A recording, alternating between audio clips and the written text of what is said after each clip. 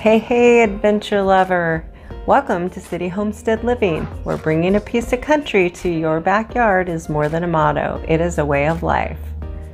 I'm Tammy. I'm Corin.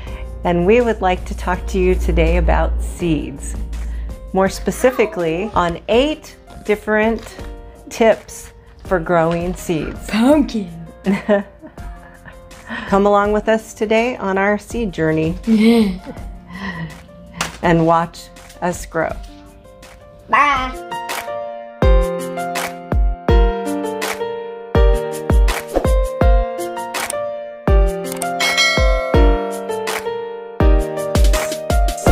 So we're going to talk about our seeds that we ordered last year when Mom was here with us. And we didn't, because of circumstances, we didn't get these particular seeds planted last year. So we're going to plant them in her honor this year and see how it grows. By the way, she passed away. She did.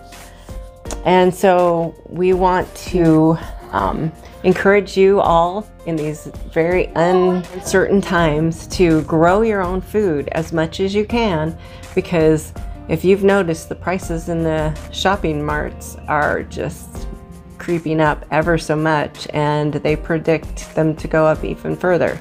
So get all your canning supplies now and purchase all your seeds, and we'll give you our 8 tips for starting your seeds this year. Tip number 1, obtain your seeds from a reliable source. This year, our seeds are coming mostly from MIGARDENER. I picked up a couple of packets at our local hardware store, and I, in the past, have gotten my seeds from Baker Creek. I'll leave links below for all of these resources. Number 2, know your natural growing days. Just because you're in the same zone as somebody else clear across the country does not mean that your growing days are the same. You need to know your first and last frost dates. I'll leave links below for all of these resources. Tip number 3, sift your seed starting mix. By sifting the large particles out of your seed starting mix, you allow your little seedlings the space they need to grow and flourish. Tip number 4, you can mix a non-water soluble, time-released fertilizer into your soil. However, your seeds are perfect the way they are and don't need fertilizer until they get their first real set of leaves. Since fertilizer will likely be difficult to come by this year, we recommend using something more natural, like rabbit manure, which is also time-released.